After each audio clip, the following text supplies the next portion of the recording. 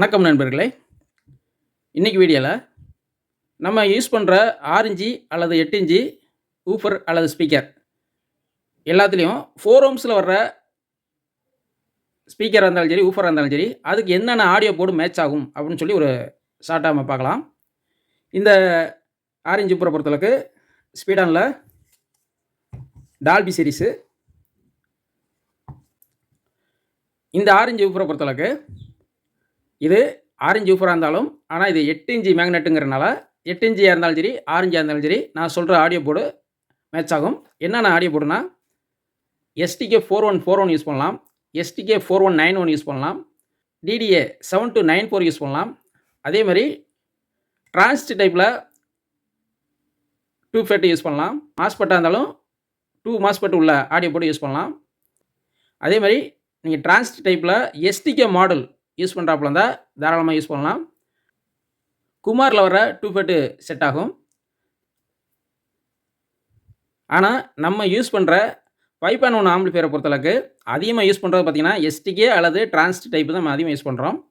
அந்த ஆம்பிளிஃபையருக்கு இந்த ஊரை பொறுத்தளவுக்கு 4 ஓம்ஸ் வந்து நல்லாவே செட் ஆகும்.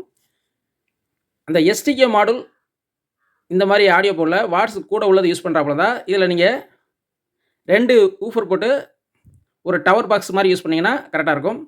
இல்லை சிங்கிளாக யூஸ் பண்ணுறாப்புல இருந்தால் ஃப்ரண்ட் லெஃப்ட் ரைட்டுக்கு மட்டும் நீங்கள் 8 ஓம்ஸ் யூஸ் பண்ணுங்கள். இந்த 6 இன்ச்சாக இருந்தாலும் சரி, 8 இன்ச்சாக இருந்தாலும் சரி, 8 ஓம்ஸ் யூஸ் பண்ணுங்கள். நான் சொல்கிறது வந்து STK மாடல் டிரான்ஸ் டைப்பில் வருதுல அந்த மாதிரி மாடலுக்கு. ஏன்னா அதில் வந்து வோல்ட் கொஞ்சம் கூட கொடுப்போம் டியூல் பவர் சப்ளையில்.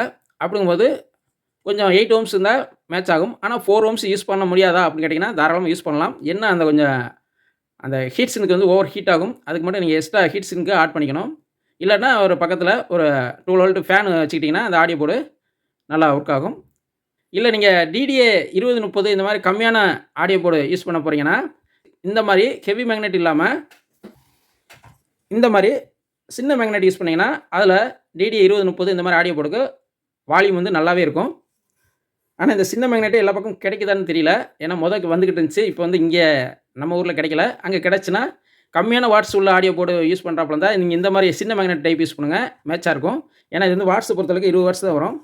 இந்த ஊஃபரை பொறுத்தளவுக்கு இது வந்து 40 வாட்ஸ் வரும். அப்படிங்கும்போது உங்களுக்கு இதில் கொஞ்சம் வாட்ஸ் கூட உள்ள ஆடியோ போர்டுக்கு நல்லாவே செட் ஆகும். நான் யூஸ் பண்ண ஆடியோ போர்டில் நான் உங்களுக்கு சொல்லியிருக்கேன். இதை தவிர வேறு ஏதாவது ஆடியோ போர்டு ஏதாவது நீங்கள் யூஸ் பண்ணணும்னா கமெண்ட் செக்ஷனில் கேளுங்க, நான் சொல்கிறேன். அவ்வளோதான் நண்பர்களே. இன்னொரு வீடியோவில் நம்ம ஒவ்வொரு ஆடியோ போர்டுக்கு என்னென்ன சப்ளை வோல்ட்டு கொடுக்கலாம் அப்படின்னு சொல்லி இன்னொரு வீடியோவில் பார்க்கலாம். இந்த வீடியோ உங்களுக்கு பிடிச்சிருந்தால் லைக் பண்ணுங்கள். மீண்டும் அடுத்த வீடியோவில் சந்திப்போம். நன்றி, வணக்கம்.